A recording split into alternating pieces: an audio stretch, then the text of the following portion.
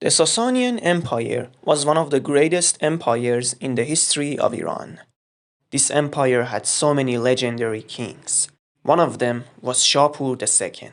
Shapur was famous for many reasons. One of them is having the record for the longest reign in the entire history of Iran. 70 years. Whoa! He was king in his entire life. That's right. He was the king of Iran when he was a baby. In fact, he became king when he wasn't even born. Today, we're gonna learn about how a fetus became one of the greatest kings in the history of Iran. My king, the enemies are crossing the borders. What is your command?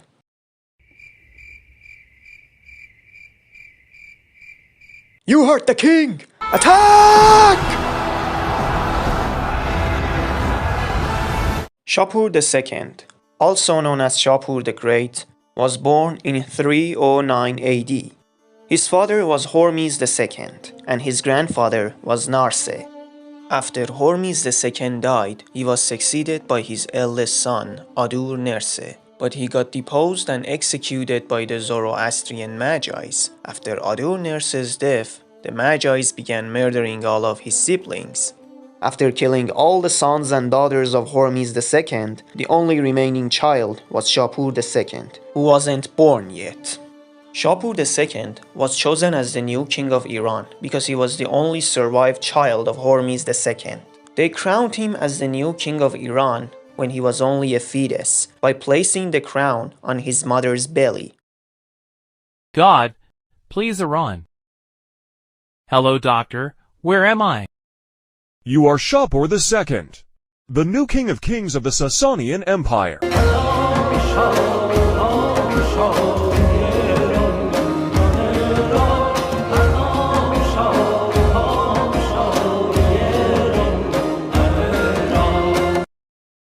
Shapur's mother was Ifra Hormizd. She was the regent of the Sasanian Empire during the reign of Shapur II until he became 16. She was a smart and clever woman who managed to stop the chaos that was caused because of the Magi's and keep the empire together. During those years, when Shapur was only a toddler, the enemies of the Sasanian Empire tried to take advantage of the chaos that was caused because of the Magi's to take the Sasanian lands. When Shapur became 16, he tried to stop those enemies and save Iran from them. One of those enemies were the Arabian tribes, who tried to invade Iran through Mesopotamia. Their leader was Karwa ibn Mukallab. Assalamu alaikum. It is I. Karwa ibn Mukallab. Shapur II succeeded to stop those tribes and punish them so hard for that. After the victory, Shapur II captured Karwa and executed him by piercing and chaining his shoulders. This defeat was so horrible for the Arab tribes that Shapur II became one of their worst enemies, as they gave him the nickname Dual Aktaf, which means the one who piercing shoulders. Wow! Shapur II secured the southwest borders of his empire and the Persian Gulf from the invasion of the Arab tribes. Fun fact, Shapur II was the great-grandson of Shapur I, the Sasanian king who was one of Rome's greatest enemies, who defeated and humiliated 3 Roman emperors. But did you guys know that Shapur II was also one of Rome's greatest enemies as well? Constantine the Great was the first Roman emperor who became Christian. He swore that he will protect all the Christians in the entire world, and that included the Christians in Iran.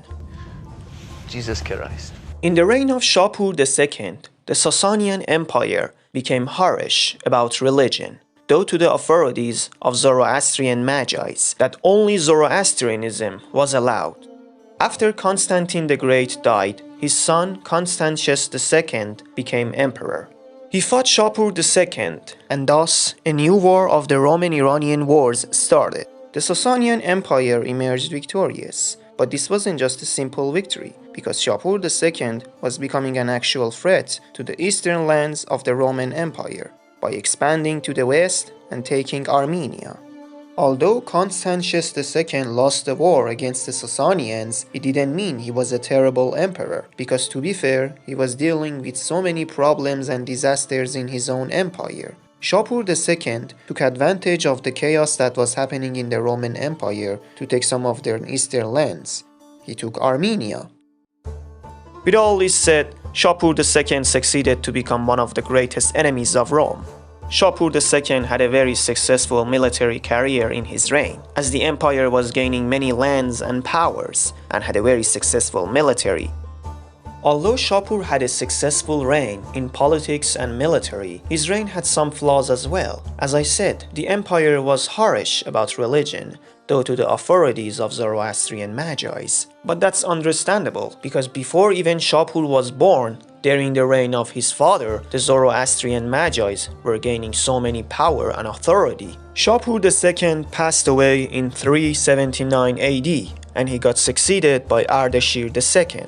There are some controversy about Ardashir II, because some people claim that he was a brother of Shapur II, but that doesn't make sense, because all of the siblings of Shapur II got murdered before he was even born. And there are some other people who claim that Ardashir II was actually a son of Shapur II. What do you guys think? With all this said, that was the life of Shapur II, the Iranian king who had the longest reign in the history of Iran.